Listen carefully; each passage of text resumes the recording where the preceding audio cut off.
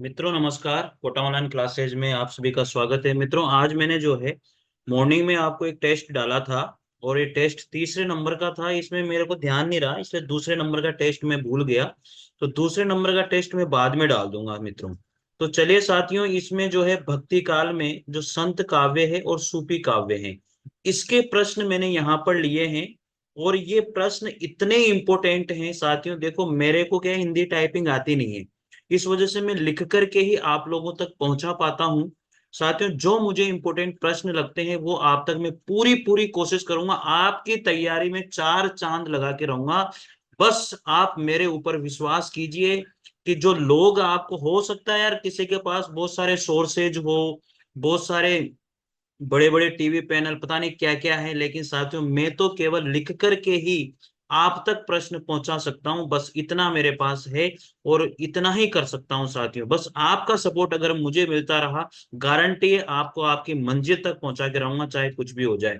साथियों देखिएगा, इसका पहला प्रश्न था, आचार्य रामचंद्र शुक्ल के अनुसार कबीर ने अपनी साखियों में सदुकड़ी भाषा का प्रयोग किया है। तो साथियों सदुकड़ी से मतलब हम क्या समझते हैं? देखो पहली बात ये चीज आती है कि सदुकड़ी भाषा होती क्या है। तो साथियों जो सदुकड़ी भाषा होती है, उसमें आपको याद रखना है कि जो राजस्थानी, पंजाबी और खड़ी बोली, किस किस का मेल होता है ये? राजस्थानी, सदुकड़ी भाषा में कौन कौन सी भाषा का प्रयोग है? राजस्थानी, पंजाबी और खड़ी बोली। राजस्थानी, पंजाबी और साथियों अगली भाषा थी जो है खड़ी बोली। तो साथियों ये जो खड़ी बोली है, ये तीनों ही इसमें मिश्रित ही। तो सदुकड़ी के अंदर इन तीनों को ही रखा है, राजस्थानी को, पंजाबी को और खड़ी बोली को। तो ये चीज आपको यहाँ पर ध्यान देना है साथियों। इसमें जो है तीसरा ऑप्शन राइट हो जाएगा। मैं तीन ऑप्शन को बिल्कुल नहीं पढ़ूंगा, चारों ऑप्शन को बिल्कुल नहीं पढ़ूंगा, क्योंकि आपका टाइम खराब मुझे नहीं करना है। जो राइट है डायरेक्ट उसको बताऊंगा। तो राजस्थानी, पंजाबी और ये खड़ी बोली का इसमें मिश्रण है, इसलिए इसमें तीसरा ऑप्शन राइट हो जाएगा साथियों। साथियों एक बात मैं आपको इसी प्रश्न में ये बताना चाहता हूं कि शायद आपको पता होगा कि जो श्याम सुंदर दास थे, उन्होंने ये कबीर की जो भाषा थी उसको पंचमेल खींचड़ी कहा था। तो साथियों यहां पर याद रख लीजिए कि जो पंचमेल खींचड़ी भाषा है, पंचमेल खींचड़ी, पंचमेल खींचड़ी किसने कहा था साथियों? यही लिख देता हूं मैं आप लोगों के लिए, श्याम सुंदर दास। श्याम सुंदर दास लिख लीजिएगा आप लोग। जो इंपॉर्टेंट बातें हैं मैं यहीं पर आप लोगों के लिए लिख रहा हूं। फिर अगला पॉइंट आता है साथियों, आचार्य रामचंद्र शुक्ल ने कबीर की जो है भाषा थी उसको सदुपड़ी कहा, ये मैंने आपको बता दिया है। और हजारी प्रसाद द्विवेदी ने जो है साथियों कबीर को वाणी का डिटेक्टर कहा। साथियों जो हजारी प्रसाद द्विवेदी थे, हजारी प्रसाद जो द्विवेदी थे, हजारी प्रसाद द्विवेदी ने, आप सबको पता है, कबीर को क्या कहा था? वाणी का, वाणी का डिटेक्टर कहा था। क्या कहा था?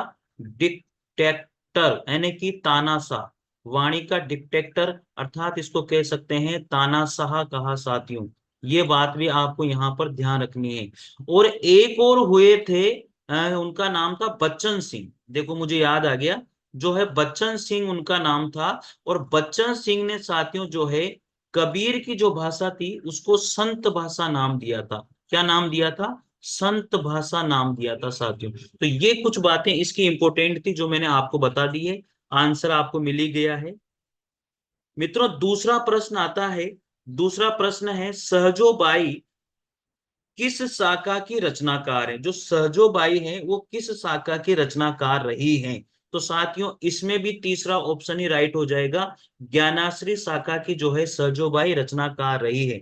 साथियों आप सभी को पता होगा कि जो सहजोबाई थी वो ज्ञानाश्री शाखा की एक संत कवयित्री थी। क्या थी एक ये? सहजोबाई संत कवयित्री रही है साथियों, संत कवयित्री रही थी। तो सहजोबाई एक संत कवयित्री थी। और सहजोबाई का एक प्रमाणिक ग्रंथ आप सबको पता होगा, वो था सहज प्रकाश। सहजोबाई का एक प्रमाणिक ग्रंथ था, वो था सहज प्रकाश। क्या नाम था साथियों उसका? सहज प्रकाश इनका एक प्रमाणिक ग्रंथ था। और दयाबाई और सहजोबाई जो है दोनों की दोनों आप सबको पता होगा, सहजोबाई और दयाबाई। क्या नाम है? सहजोबाई और साथियों एक थी दयाबाई। क्या नाम था? दयाबाई। ये दोनों की दोनों ही जो है, ये दोनों की दोनों किसके शिष्य थी? संत चरणदास जी की शिष्य रही थी ये। संत चरणदास जी की शिष्य परंपरा में रही साथियों, शिष्या रही थी। ये बात आपको ध्यान दे लेनी है।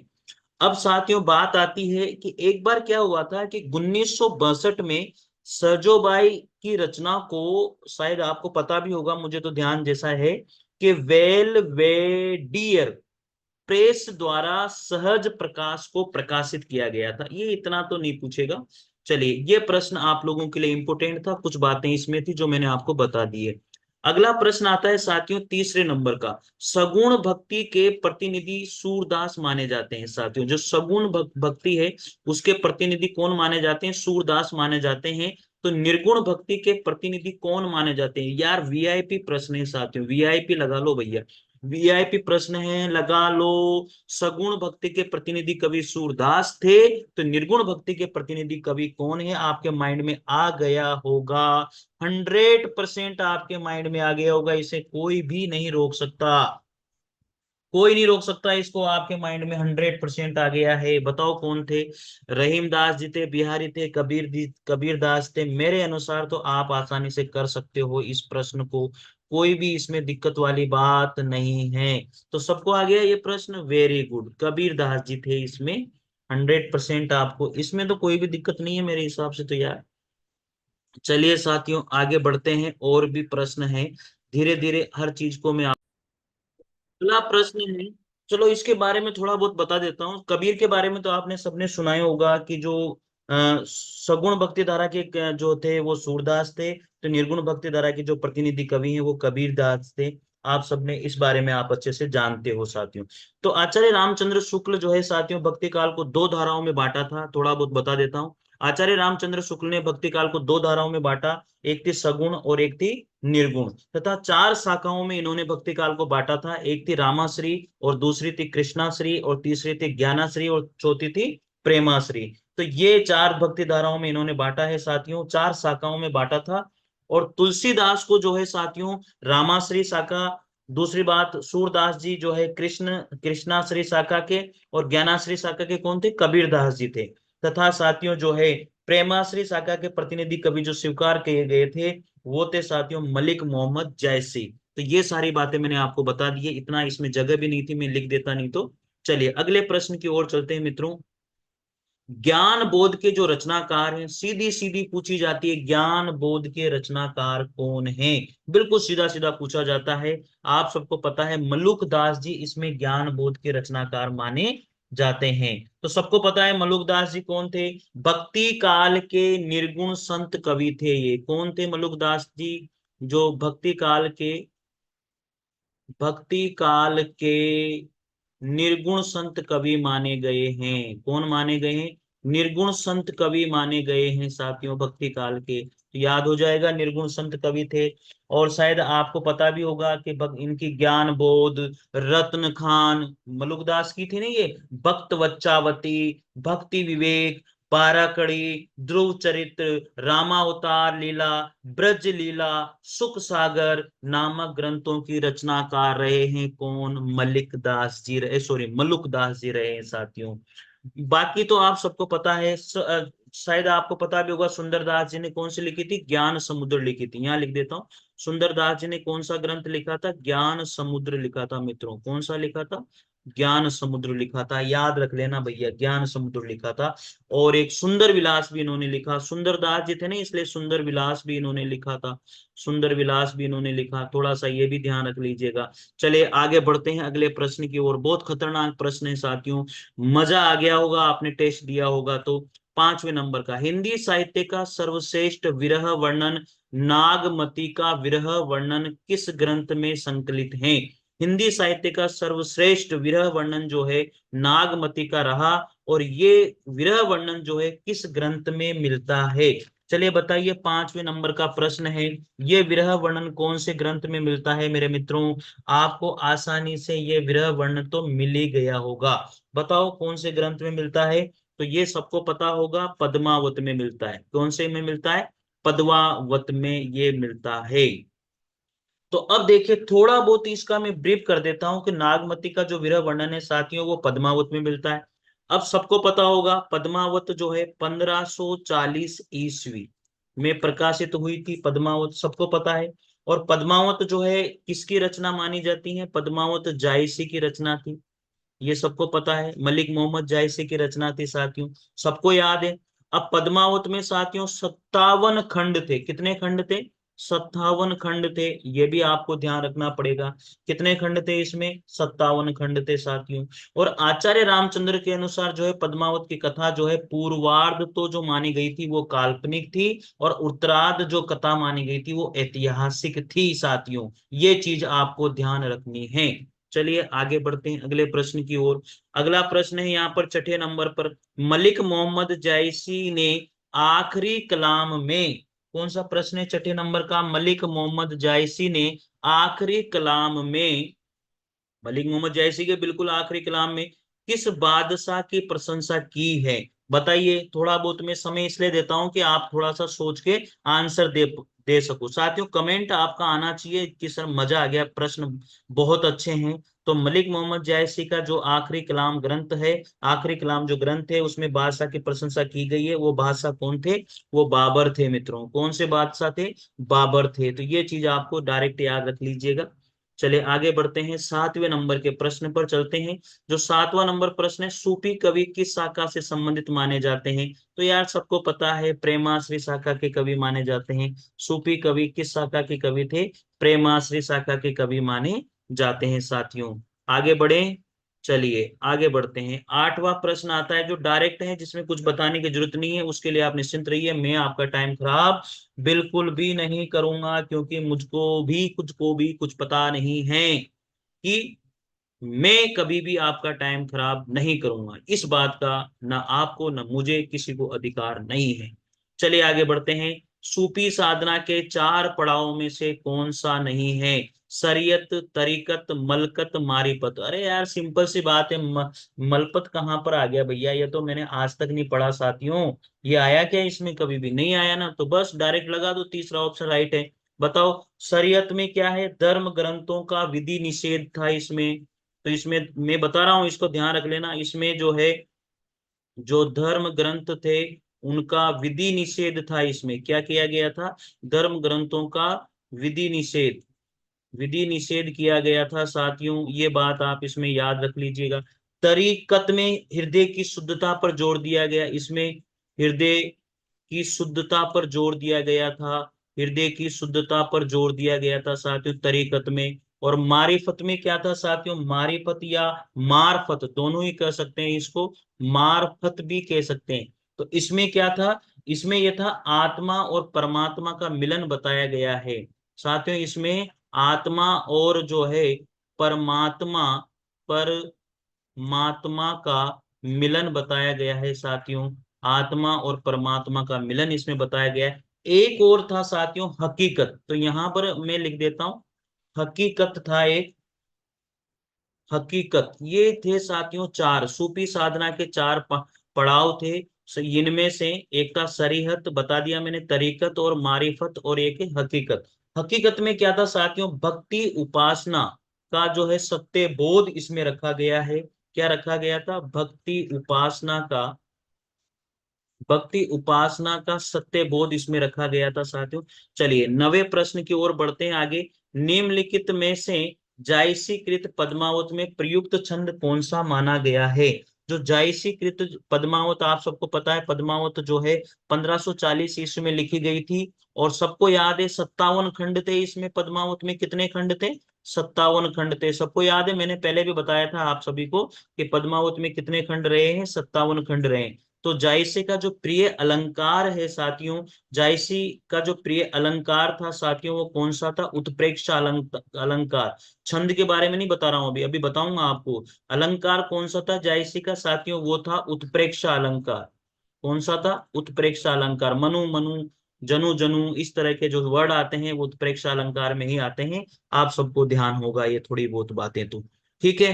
तो कौन सा था साथियों? इसमें दोहा और चौपाई वाली बात हम करेंगे। जायसी ने जो है पद्मावत में प्रयुक्त छंद जो किए गए थे वो दोहा और चौपाई को किया था साथियों। ठीक है, आगे बढ़े।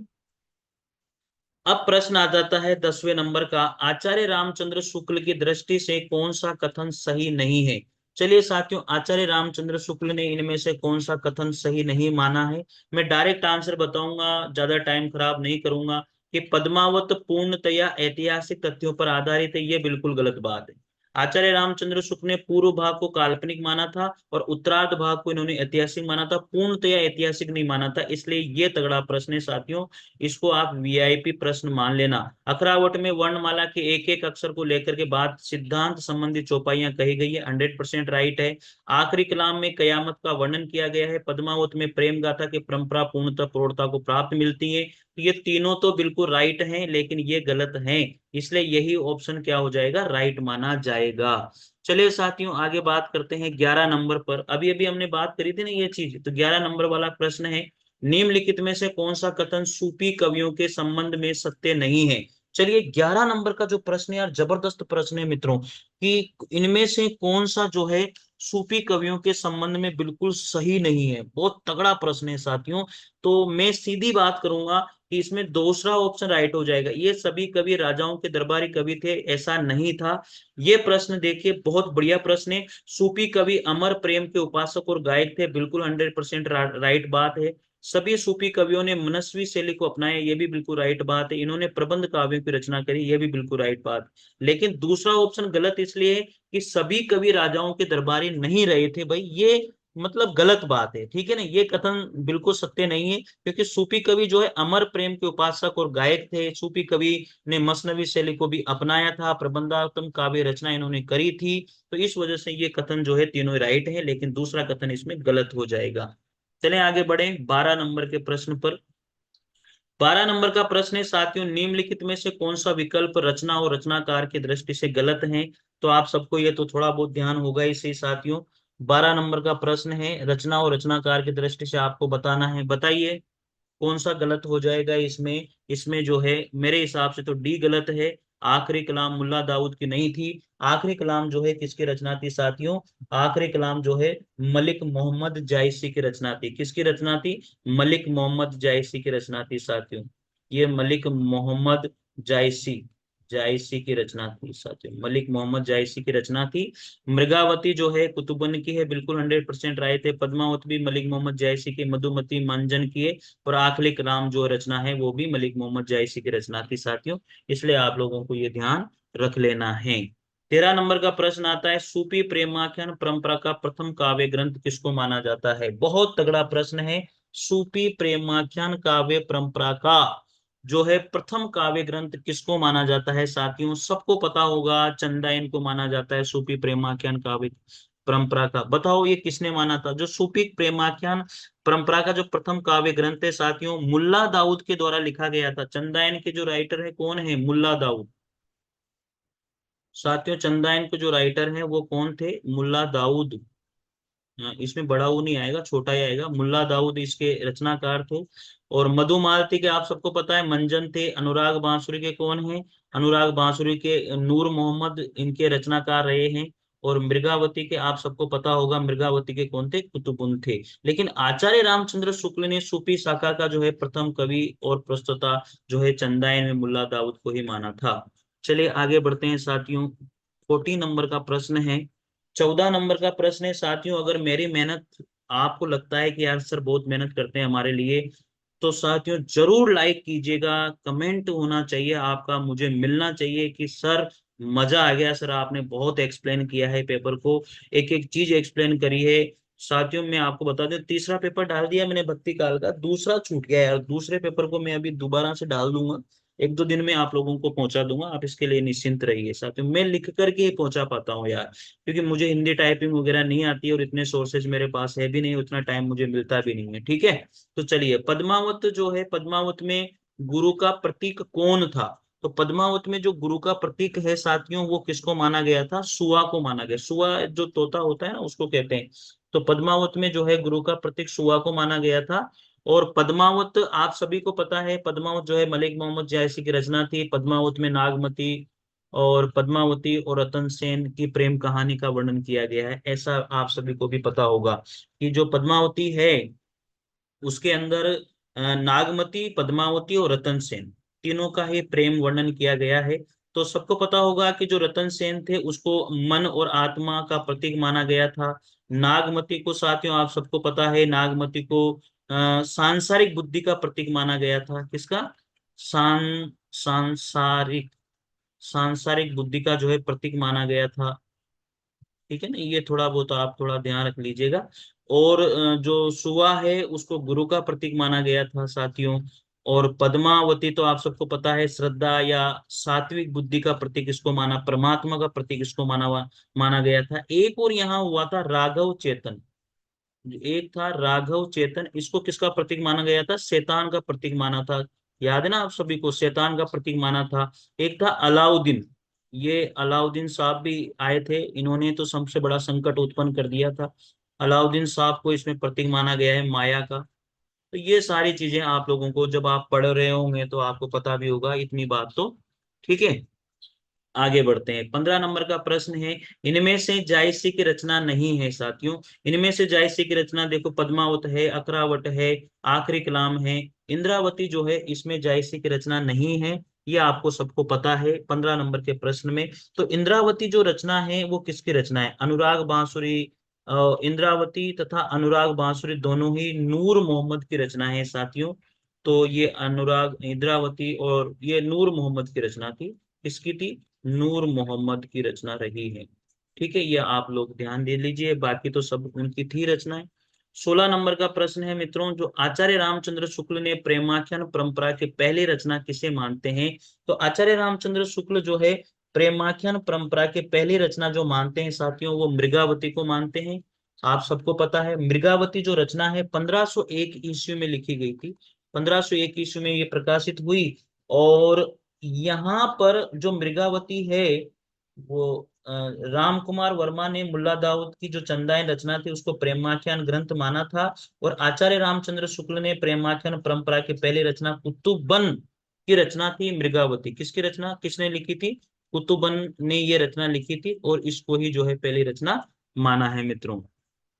चलिए आगे बात करते हैं। 17 नंबर का प्रश्न है, भक्तिकालीन किस काव्य धारा में परमात्मा को स्त्री तथा आत्मा को पुरुष रूप में चित्रित किया गया है? कौन सी काव्य धारा थी जिसमें इसमें परमात्मा को स्त्री और आत्मा को पुरुष के रूप में चित्रित किया गया था? ऐसी कौन सी काव्य धारा रही है मित्रों?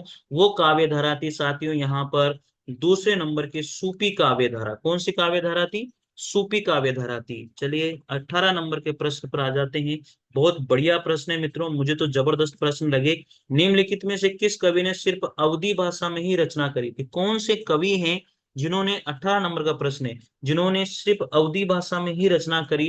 तो वो थे केवल केवल जायसी थे साथियों, अवधी भाषा में इन्होंने रचना करी है। साथियों 19 नंबर का प्रश्न है। 19 नंबर के प्रश्न में मैं आपको बता देता हूं, इसमें बी ऑप्शन राइट आएगा। कौन सा प्रश्न? बी राइट आएगा। अब आप मिला लेना। तो देखिए चंदायन का जो रचना काल था साथियों वो तो यही था, बिल्कुल राइट है। और ये भी दूसरा मृगावती का 1503 है, मधुमालती का 1545 है, पद्मावत का 1540 है। तो बिल्कुल सही है। एक का एक, दो का दो, दो तीन का तीन और चार का चार, तो इसमें ये वाला ऑप्शन राइट आ जाएगा। तो इसको आप देख लीजिएगा, पढ़ लीजिएगा, ठीक है। 20 नंबर का प्रश्न है, चित्रावली किसकी रचना है? जो चित्रावली रचना है साथियों, 20 नंबर का प्रश्न बहुत तगड़ा प्रश्न है।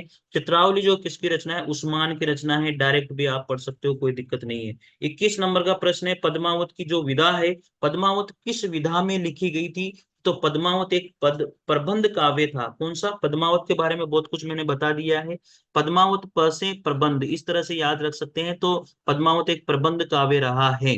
22 नंबर का प्रश्न है मित्रों, यहाँ पर जो सूफी कवियों का जो प्रिय अलंकार था, बहुत बढ़िया प्रश्न है, बहुत बढ़िया प्रश्न है यार, मजा ही आ गया इस प्रश्न को देख करके। तो 22 नंबर का प्रश्न मेरे अनुसार तो साथियों इसमें जो है समासोक्ति अलंकार को ही माना गया है।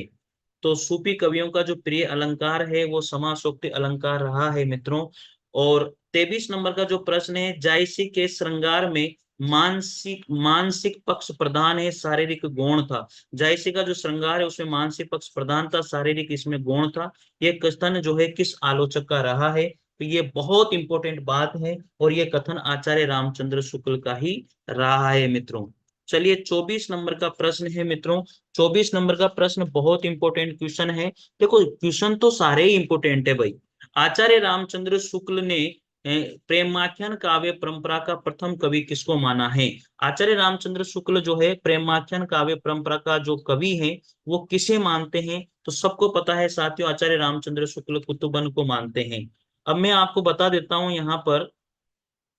चलिए ठीक है, बढ़ते हैं आगे यार, वो तो सारी चीजें बता दी है मैंने। 25 नंबर का प्रश्न है, इनमें से सूफी काव्य धारा का कवि कौन सा नहीं है? सूफी काव्य धारा का कवि इनमें से किसको नहीं माना जाता? तो बताइए सूफी काव्य धारा का। मुल्ला दाऊद तो है इसे, जायसी भी है, कुतुबन भी है, तो यहाँ पर नाबादास आ जाएगा। नाबादास सूफी काव्य धारा के नहीं माने जाते हैं। ये राम भक्ति काव्य धारा के कवि थे जिन्होंने अष्टयाम की रचना करी थी। अष्ट छाप अष्टयाम की रचना करी थी, सॉरी। सबको पता है ना, अष्टयाम की रचना इन्होंने की करी थी, और ये राम भक्ति काव्य धारा के कवि माने जाते हैं। साथियों देखिए, अब पद्मावत के अनुच्छेदों को किस क्या नाम दिया था? सबको पता है, खंड नाम दिया था। पद्मावत के जो अनुच्छेद थे 57 खंड थे, सबको याद है ये चीज। ठीक है। 27 नंबर का प्रश्न आता है, किस कवि की रचनाओं में भावात्मक रहस्यवाद की अभिव्यक्ति सर्वाधिक हुई है? कौन से कवि थे जिनकी रचनाओं में भावात्मक रहस्यवाद वाली बात आती है? जहां रहस्यवाद की बात आ जाए वहां पर जायसी लगा देना साथियों। रहस्यवाद जहां पर भी आ जाए वहां पर जायसी लगा देना, बस सीधी सीधी बात है। चलिए आगे बढ़ते हैं। 28 नंबर पर सूफी काव्यधारा के पहले कवि कौन से माने जाते हैं? तो सूफी काव्यधारा के पहले कवि जो है मुल्ला दाऊद को माना जाता है, क्योंकि सूफी काव्यधारा के जो पहले कवि है मुल्ला दाऊद हैं। और इनकी जो रचना है सबको पता है, चंदाइन थी इनकी रचना। चंदाइन इनकी रचना थी, कब लिखी गई थी? 1379 में लिखी गई थी, सबको याद है ना। और आचार्य रामचंद्र शुक्ल ने ही जो है कुतुबन को प्रथम सूफी कवि माना था। आचार्य रामचंद्र शुक्ल ने कुतुबन को माना और सूफी काव्यधारा के मुल्ला दाऊद को माना। लेकिन ये बात याद है आपको कि आचार्य रामचंद्र शुक्ल जो है प्रथम सूफी कवि जो मानते हैं वो कुतुबन को मानते हैं, ये चीज का आपको ध्यान रखना है। 29 नंबर का प्रश्न आता है मित्रों। अब 29 नंबर के प्रश्न को तो आपको याद रखना ही पड़ेगा। 29 नंबर का प्रश्न बहुत तगड़ा प्रश्न है। चलिए देखिएगा 29 नंबर का प्रश्न, निम्नलिखित रचनाओं को कवि के साथ सुमेलित कीजिए। अब निम्नलिखित रचनाएं हैं और कवि के साथ आपको सुमेलित करना है, तो मेरे हिसाब से मैं डायरेक्ट बता देता हूं, आप इसको देख लीजिएगा। इसमें जो है सी ऑप्शन राइट होगा। तो पहले का अगर मैं मैच करूं तो यहाँ पर फोर्थ नंबर पे आएगा। मृगावती किसकी है? कुतुबन की है। मधुमालती किसकी रचना है? मंजन की है, सबको पता है। चंदाइन जो है किसकी रचना है? मुल्ला दाऊद की है। और अखरावट किसकी रचना है साथियों? जायसी की है। बिल्कुल सही है 100%। तो तीसरा ऑप्शन इसका राइट हो जाएगा। चलिए आगे बढ़ते हैं। 30 नंबर के प्रश्न पर हम लोग आ चुके हैं। 30 नंबर का प्रश्न हमारा यहाँ पर आ चुका है। चलो 30 नंबर का जो प्रश्न है वो है, पद्मावत को समासोक्ति किसने कहा? पद्मावत को समासोक्ति कहने वाले कौन थे साथियों? बहुत बढ़िया आंसर, आचार्य रामचंद्र शुक्ल के अनुसार। पद्मावत को समासोक्ति किसने कहा? पद्मावत में समासोक्ति ही सबसे मेन अलंकार है। तो समासोक्ति किसने कहा था? आचार्य रामचंद्र शुक्ल के द्वारा कहा गया था। तो ये चीज आप अच्छे से इनको याद रखिए भाई। 31 नंबर का प्रश्न है, बहुत इंपॉर्टेंट क्वेश्चन है, बहुत इंपॉर्टेंट और बहुत बड़ा प्रश्न है यार, लिखने में मेरे पसीने आ गए थे। भक्ति भक्तिकालीन सूफी काव्यधारा की विशेषताओं के संदर्भ में निम्नलिखित में से एक विशेषता गलत है। उस गलत विशेषता को आप लोगों को चुनना है। मैं डायरेक्ट आंसर बताऊंगा। वो गलत विशेषता थी पहले नंबर के, इस काव्यधारा के सभी कवि मुसलमान तथा विदेशी थे। ये बात गलत है। बाकी तीनों ही ऑप्शन राइट है, पढ़ देता हूँ। इस काव्यधारा के सभी कवियों ने हिंदू प्रेमी प्रेमिकाओं के प्रेम कथा का काव्यात्मक चित्रण किया है। इस काव्यधारा के कवियों ने अवधी और राजस्थानी भाषा में रचनाएं लिखी। इस काव्यधारा के कवियों ने सिर्फ प्रबंधात्मक ग्रंथ ही लिखे थे। साथियों 32 नंबर के प्रश्न पर हम आ चुके हैं। 32 नंबर का प्रश्न ये रहा आपके लिए। देखिएगा, निम्नलिखित में से कौन सा सुमिलित नहीं है? देखो अभी इसमें तो आप आसानी से कर सकते हो यार, इसमें कोई दिक्कत वाली बात नहीं है। सुमिलित कौन सा नहीं है? ये हंस जहावीर नूर मोहम्मद की रचना नहीं है। हंस जहावीर नूर मोहम्मद की रचना नहीं है। किसकी रचना है? ये अवधी भाषा और दोहा चौपाई पत्ती में रचित कासिम शाह की रचना मानी जाती है। किसकी रचना थी हंस जहावीर? कासिम शाह की रचना थी। कासिम शाह की रचना रही है। ठीक है, याद कर लेना। बाकी चित्रावती उस्मान की थी, मधुमालती मंजन की थी, मृगावती कुतुबन की थी। ये तो सिंपल सी बात आप कर ही लोगे। 32 नंबर के प्रश्न पर हम आ चुके हैं। कौन सा नंबर? 33 नंबर का, सॉरी। 33 नंबर का प्रश्न आ गया है। और 33 नंबर का प्रश्न आप लोगों के लिए बहुत इंपॉर्टेंट है, बहुत इंपॉर्टेंट है, देखिएगा। हिंदी प्रेमाख्यान काव्य परंपरा से संबंधित असंगत कौन सा है? भैया याद कर लो, डायरेक्ट बता रहा हूं, डायरेक्ट आंसर बताऊंगा। पहला असंगत कथन मतलब गलत कौन सा है? तो पहला गलत है, बाकी सारे राइट है। निर्विवाद रूप से सभी प्रेमाख्यान तत्व संबंधी प्रधान अवधि भाषा में रचित है, गलत बात है ये काव्य प्रबंधात्मक शैली में रचित है, 100% राइट है। इनके पात्र मुख्यतः दो श्रेणियों में मानवीय और मानवेतर थे, बिल्कुल राइट है। इनके कवियों की जो मूल भाषा भावना थी वो प्रेम पर ही आधारित थी, बिल्कुल राइट है साथियों। तो पहला वाला गलत है, इसको आप आंसर मान लीजिए पहले वाले को।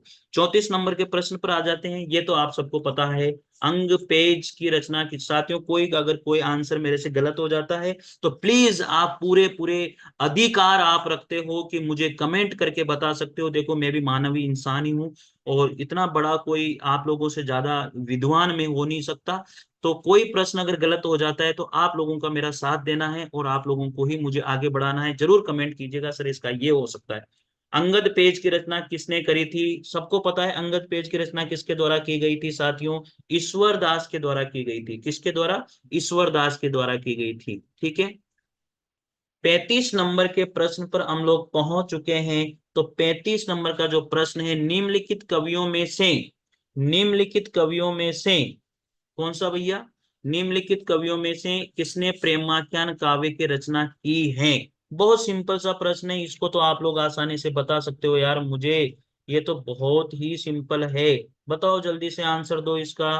35 नंबर का प्रश्न है, इसका आंसर मुझे आपसे ही लेना है भैया। चलिए 35 नंबर के प्रश्न को मैं आपको नहीं बताऊंगा, इसका आंसर नहीं बताऊंगा। आप मुझे इसका आंसर खुद कमेंट बॉक्स में करके बताओगे कि निम्नलिखित कवियों में से किसने प्रेमाख्यान काव्य की रचना नहीं करी है। इसमें पूछा है नहीं करी है, ये चीज आप मुझे करके बताओ, जल्दी से बताओ कि निम्न में से किसने नहीं करी प्रेमाख्यान काव्य की रचना। अब आप अगर मुझे, मैं वेट कर रहा हूं, आपका कमेंट मुझे आ जाना चाहिए अभी तक तो भाई। जल्दी जल्दी कीजिए काम, जल्दी जल्दी जल्दी बताओ, जल्दी से जल्दी से जल्दी से। अरे यार एक दो तीन कमेंट आने से नहीं चलेगा काम, बता दो यार। मेहनत तो आपको भी करनी है ना मेरे साथ, बता दो बता दो। चलिए 36 नंबर का प्रश्न देखते हैं, आपके कमेंट आते रहेंगे। सूफी प्रेमाख्यान काव्य के संदर्भ में इनमें से कौन सा कथन असत्य है? असत्य बात की गई है। मैं डायरेक्ट आंसर बताऊंगा, बहुत बड़ा है यार, बहुत बड़ा है। डायरेक्ट आंसर बताऊंगा, दूसरा ऑप्शन जो है असत्य है। देखिए सूफी प्रेमाख्यान के लिए बात करते हैं। आचार्य रामचंद्र शुक्ल के अनुसार प्रेमाख्यान काव्य में नायिका की अपेक्षा नायक के विरह पर अधिक महत्व दिया है। अरे नायक पे कहाँ यार, नायिका पे दिया है भाई। ये तो गलत है ना यार बात, तो ये तो वैसे ही बात जो है असत्य है। अच्छा ये तो बिल्कुल राइट बात है, नायिका की अपेक्षा नायक के विरह को अधिक महत्व दिया है। यार ये तो बात सत्य है भैया, सत्य बात बोली गई है, ये तो बात बिल्कुल सही है। ये बात गलत है, सूफी काव्य में अधिकांश तो मुक्तक रूप में लिखे गए हैं, ये गलत बात है। ठीक है, सूफी काव्य में कथानक रूढ़ियों का प्रयोग किया गया, ये भी राइट है। सूफी काव्य में ऐतिहासिक अनैतिहासिक पात्रों की गाथाओं के साथ साथ रचिताओं की कल्पना शक्ति का गुण योग भी न्यूनाधिक मात्रा में रहा है, तो ये भी राइट है भाई। 37 नंबर के प्रश्न पर हम आ जाते हैं। 37 नंबर का जो प्रश्न है बहुत अच्छा प्रश्न है, आप लोगों के कमेंट मुझे आ रहे हैं। 37 निम्नलिखित में से कौन सा युग्म सुमेलित नहीं है? देखो यार ये नहीं है, असंगत है, ये प्रयाण खा गए यार। बताओ इनमें से कौन सा नहीं है? बताओ जल्दी जल्दी आंसर दो यार। डी ऑप्शन राइट है, डी मधुमालती कुतुबन, ये सुमेलित नहीं है। बताओ। तो इंद्रावती किसकी रचना है? नूर मोहम्मद के। हंस जहावीर उस्मान के। चित्रावली किसके? उस्मान की है। तो मधुमालती तो सिंपल सी बात है, किसकी रचना है? मधुमालती कुतुबन की है क्या? नहीं है ना भाई, किसकी है? म से मंजन। मंजन करो भाई, म से मंजन। ठीक है, चलो आगे बात करते हैं। 38 नंबर के प्रश्न पर आ चुके हैं। 38 नंबर का निम्नलिखित विकल्पों में से किसे हिंदी की शैली में नहीं मानेंगे? बताओ कौन सी हिंदी की शैली में नहीं है? निम्नलिखित ऐसा विकल्प जो हिंदी की शैली में नहीं माना जाता है वो है साथियों मसनवी, हिंदी की शैली में नहीं है, बाकी सब हिंदी की शैली में माने जाते हैं। 39 नंबर का प्रश्न है, कबीर को प्रवर्तक माना था। कबीर को किसका प्रवर्तक माना गया है? निर्गुण संप्रदाय का प्रवर्तक माना जाता है। बता दिया मैंने, निर्गुण संप्रदाय। अब लास्ट प्रश्न का आंसर आप सबको देना है, 40 नंबर का पढ़ देता हूं। ज्ञानाश्री निर्गुण काव्य का दार्शनिक आधार क्या है? ज्ञानाश्री निर्गुण काव्य का दार्शनिक आधार क्या है? इस 40 नंबर के प्रश्न का आंसर आप सभी के कमेंट मुझे मिलने चाहिए कि सर इसका आंसर ये है। तो साथियों, आप लोगों को कैसा लगा, कैसी लगी मेरी मेहनत, कैसा लगा पेपर आपको, तो आपको कमेंट करके प्लीज प्लीज लाइक और शेयर जरूर कीजिएगा। आपके साथ मैं इसी तरह से मेहनत करता रहूंगा, बस आपका सपोर्ट मुझे मिलता रहे। एक एक स्टूडेंट का कमेंट मेरे को मिलना चाहिए कि सर मजा आ गया पेपर का। और इस तरह से पेपर हम लेते रहेंगे, वीक में 2 बार पेपर आपका मैं करवाता रहूंगा। मिलते हैं साथियों अगले वीडियो के साथ, तब तक के लिए जय हिंद जय भारत, थैंक यू।